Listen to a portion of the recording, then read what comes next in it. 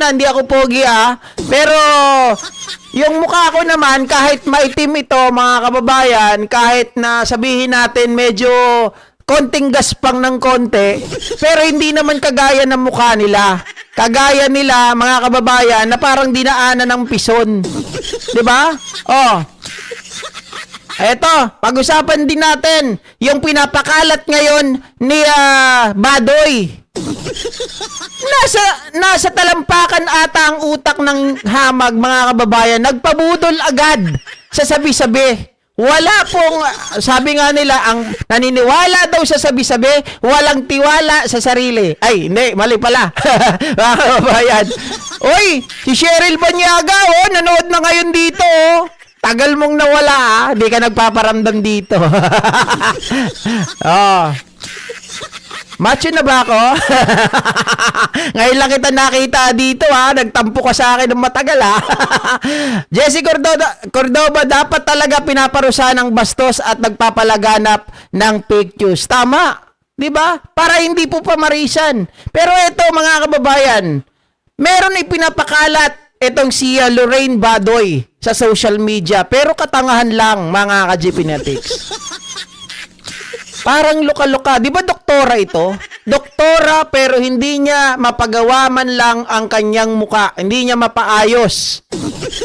Ngayon mga kababayan, nagkalat na naman ng fake news ang hamag. Bakit kanyo mga kababayan? Meron pong sinasabi dito, itong si Badoy. Ano po ang sinasabi niya mga ka-GPnatics? Ito po. Sorry at alam nyo naman, ang ating PC ngayon, masyado nang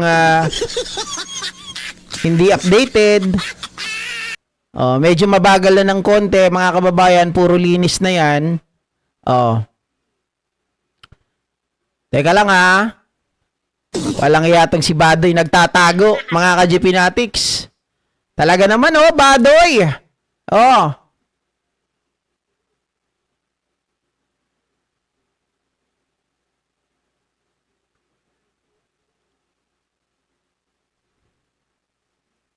Ayaw magpakita sa inyo. Naiinis ata to mga kababayan. Etong si Badoy. Hindi na nagpakita. Ayaw nang lumabas. Eto na lang mga ka-GPnatics. Nandito ba si Mama Che Villegas? Alam ko, friend ko to, nandito rin nanonood sa atin yan mga kababayan. Kasi, ang sabi ni Badoy, meron daw po siyang nakausap, okay? Na isang bilanggo sa BJMP din, mga ka-GPnatics. Ang sabi daw niya, kaya daw lumabas itong si Madriaga. Kukwento ko na lang ang kanyang post ngayon, mga kababayan, kaya daw po lumabas itong si Madriaga dahil pinangakuan daw po ito ni PBBM ng presidential pardon, mga kababayan. Naniniwala ba kayo doon? Naniniwala ba kayo doon sa sinabi ni Badoy na may pangako daw or may kapalit, mga kababayan, ang paglabas ni Madriaga? Ito po yun, mga kababayan, mga ka-GPnatics. Ayan. Sabi dito, Bangag's offer to Ramil Madriaga, mga kababayan, lie about the BP in exchange for presidential pardon. That was what our BJMP assets told me.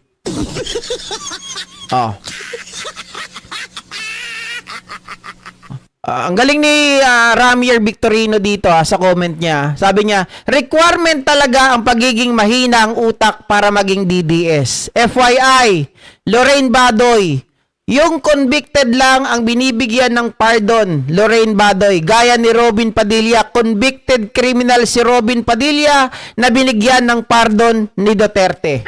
Tama naman mga kababayan, mga ka-GPnatics. Nagtataka ako dito kay Lorraine Badoy, bakit mga kababayan, doon sa simpleng bagay na yon ay naniwala kaagad siya. Hindi ka naman siguro magiging doktor. Diba? Hindi naman siguro siya magiging doktor kung hindi po niya alam ang mga batas. Although sabihin natin, tao lang, nagkakamali. Okay, mga kababayan, pero sabi na rin ng batas, di ba? Ignorance of the laws excuses no one. Alam natin mga ka-GP Natics na si Ramil Madriaga ay hindi pa po convicted. Yes, siya po ay nakakulong. Siya po ay isang PDL. Pero ngayon sa kasalukuyan ay dinidinig pa rin po ang kanyang kaso.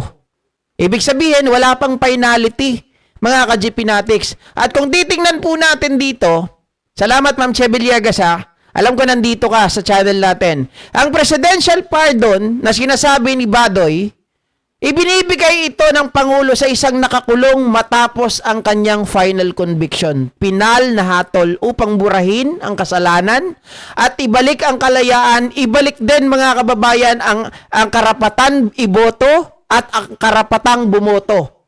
Maari itong igawad sa sinumang nahatulan, partikular kung sila ay naglingkod ng hindi bababa sa kalahati ng minimum na original na sentensya. Pero si Ramil Madriaga, again mga kababayan, according din kay Jinky Luistro kahapon, yung away, yung sagutan nila ni Paulo Marcoleta, mga ka-GP Natics, oo, suspect ito, pero hindi mo pa masasabi na siya, mga kababayan, ay guilty.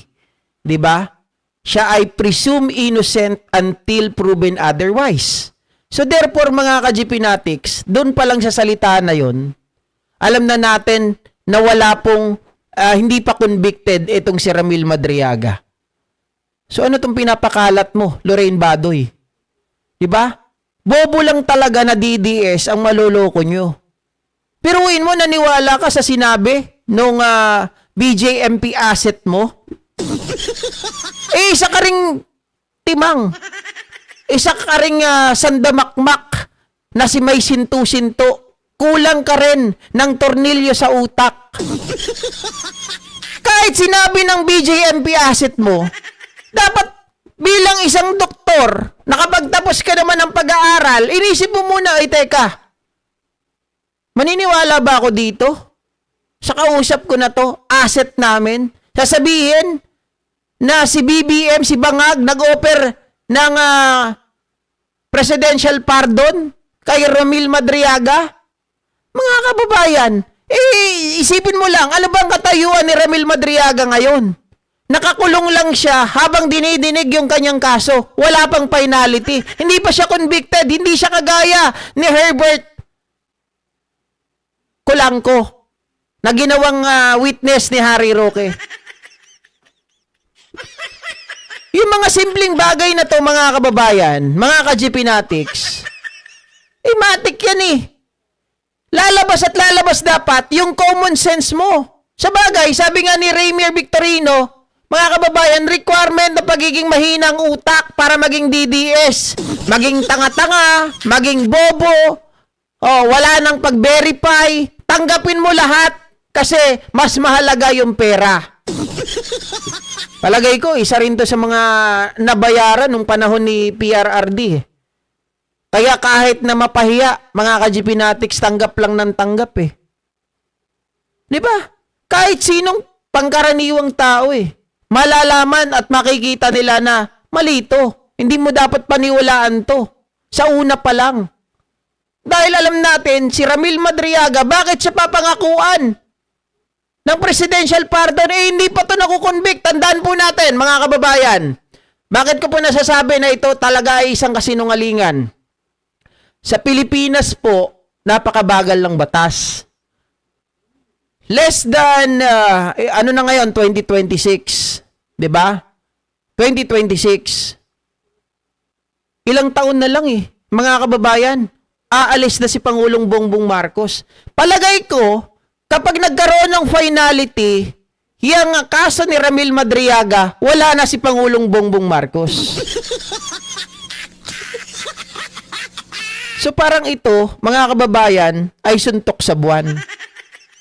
Itong bagay na ito ay masasabi po na, mga kababayan, nasa isip lang. Malayo sa katotohanan Di ba? Paano mo mapapangakuan ng isang tao ng presidential pardon, inililitis pa yung kanyang kaso? Sa Pilipinas, mga kababayan, ang tagal. Ang napapadali lang, yung mga mayayaman. Di ba napapadali? Kagaya po nang nangyari doon sa anak ni Boying Rimulya. Kasi may pera. Gusto nila yung mabilisan. Pero sa kalagayan ni Madriaga, mga kababayan, mga ka-GPnatics, kagaya rin natin to eh. Mas angat lang siguro siya ng konti sa atin. Alam natin na hindi tatakbo ng ganun kabilis yung kaso. So baka wala na si Pangulong Bongbong Marcos, hindi pa natatapos yung kaso ni Ramil Madriaga. So how on earth, mga kababayan, na siya ibibigyan ng presidential pardon? And besides, sinabi mga kababayan ni Ramil Madriaga kahapon, lumabas ako dito na walang inaantay na kapalit. Wala akong inaasahan. Ang gusto ko lang, matapos na ang kabuktutan, matapos na ang kalokohan, yung pag-agaw ng mga lupa, yung mga kasinungalingan ng mga Duterte, pag-agaw ng lupa nila Harry Roque, pakikipag-ugnayan nila sa Pogo, sa mga drug lord, ay malantad. Yun ang sinabi ni Ramil Madriaga dahil hindi niya na kayang sikmurain. Di ba? Itong si Badoy, kaya walang kadala-dala ang hamag. Bakit, mga ka-GPnatics? Ilang beses na tong di ba? Mahilig to mag-red tag. Kare-red tag ng kare-red tag. Ilang beses na sila, mga kababayan, kaya atong Araulio lang Di ba? Kaya atong Araulio, magkano po yung kanilang binayaran doon ni Eric Celis? Milyon. Marami pa silang kaso na nakabail lang sila. Sabi siguro ng mga to, okay lang, marami kaming pera. Okay lang. Marami kami natanggap kay Duterte.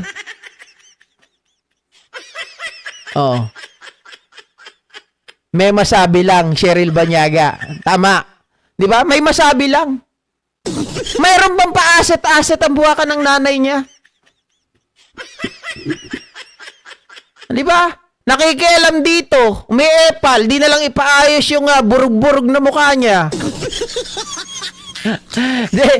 Pasensya na kayo ngayon mga kababayan. Nakakabwisit lang talaga kasi. Alam nyo, pag medyo tahimik ako, hindi kayo nanonood Pag ganito, medyo maangas yung datingan ko. Ito ata yung trip nyo no?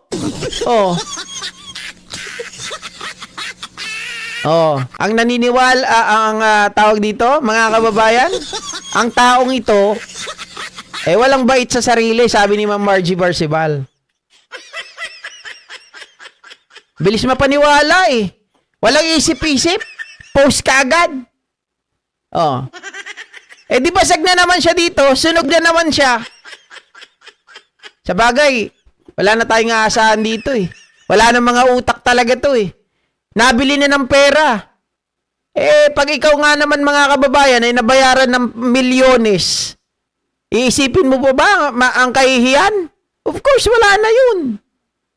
Diba? Hindi mo na iisipin mga ka-GPnatics ang kahihiyan. Bahala na si Batman. Diba? Bahala na sila dyan. May napapaniwala pa naman kami. Sasabihin yan. Jennifer Ramirez, bad ka GP, burug-burug. Totoo naman guys. Diyos ko mga kababayan, puntahan nyo yan pag nakita nyo ng personal, tapos kuhanan nyo ng camera, video, zoom nyo ng konti, makikita nyo mga kababayan, okay pa yung ginulungan ng pison, magiging makinis kagaya ng mukha ko. Pero yan mga kababayan, mukhang hindi pison ang dumaan dyan. Bagyo. Bagyo, di ba? Bagyo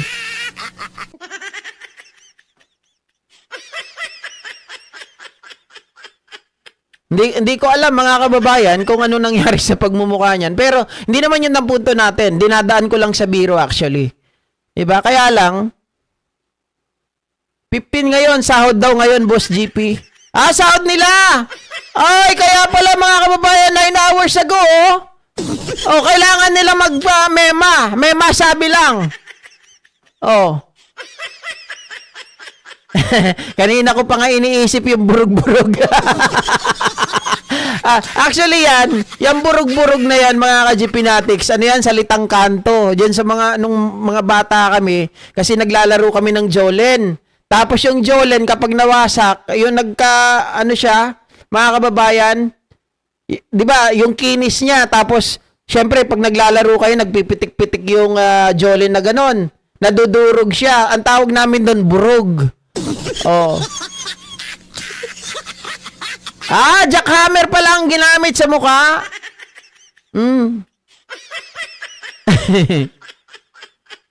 Traktor daw ang dumaan, sabi ni Dali Burukanay. Traktor, mga kababayan, hindi daw bagyo. Tama ka rin naman. Diba? Tama ka rin naman. Kasi kung pison, magiging makinis eh. Kapag traktor, mga kababayan, parang yung mga ginagawang mga kalsada, di ba? Yung mga ginagawang kalsada pag magkakaroon na ng eleksyon, na kahit na maayos, traktor ang gagamitin. Si Pressworld, daram na alam mo, yung Jolen nagkapingas, kaya burog ang tawag namin dyan. I see. Cute mo, GP. Wow. Mga kababayan, cute ba talaga? Baka nakakatakute, ha? Kayo talaga, mas cute yun, mga kababayan na yun, yung aking anak na 4 ang paa. Ay, birthday niya pala bukas, 3 years na siya. Dahil mo naman sa joke, dami pa ring knowledge mapulot. Thank you, salamat, Sir Antonio Andaya. Si Sir Antonio Andaya, lagi nandito yan. Si Ma'am Pe Apolinario, hello po. Good evening. Ay, nako. Mga kababayan, nakakasawa na talagang ginagawa ng mga DDS. Ito yung mga to. Dapat pinapansin. Dapat ito binabara, mga ka-GPnatics. Binabak ko daw. Yun na nga. Yung mga ka-GPnatics, yung, ano yun? Nakalimutan ko yung tawag doon, yung jackhammer na nga, mga kababayan, yung jackhammer nga, yung sinabi, may nagsabi na kanina, nakakalimutan ko pa. Diba? Sir GP, sana mapagkaisa ng grupo nyong PBBM Defenders na maparating sa Pangulo na ito ang the best people para sa administrasyon.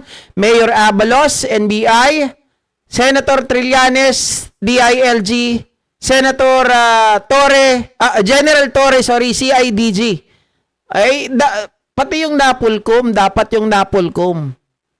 Di ba, lagyan nyo din yung Napolcom. Dapat si Torre na lang sa Napolcom eh. Dapat sa kanya blush on, makeup, eyeliner. Pag di kaya, yung mukha grinder.